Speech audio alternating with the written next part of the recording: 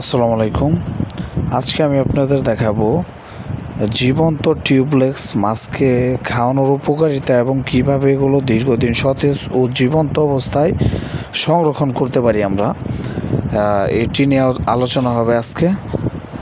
প্রথমেই বলে নিচ্ছি, আপনারা যারা টিউবলেক্স চিনেন না তাদের জন্য একটু পরিচয় করে দিই। টিউবলেক্স আসলে ছোট কেঁচো জাতীয় প্রাণী। এগুলো সাধারণত নদী, খাল বা কাদামাটি থেকে সংগ্রহ করা হয়। বাজারের খাবারের থেকে এই জীবন্ত খাবারগুলো বেশি খেতে পছন্দ করে। মাছের জন্য ভিডিওতে দেখতে পাচ্ছেন আমি কিভাবে সংরক্ষণ করতেছি।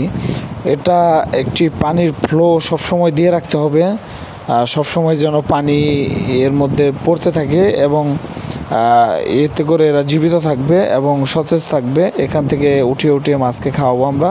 দেখতে পাচ্ছেন আমরা পানির ফ্লো সবসময় চালু রেখেছি যাতে করে পানি পড়া অব্যাহত থাকে এবং এভাবেই এগুলো সংগ্রহ করা যায়। তো যাদের টিউবলেক্স প্রয়োজন তারা আমাদের সাথে যোগাযোগ করতে পারেন। ধন্যবাদ সবাইকে। আসসালামু আলাইকুম।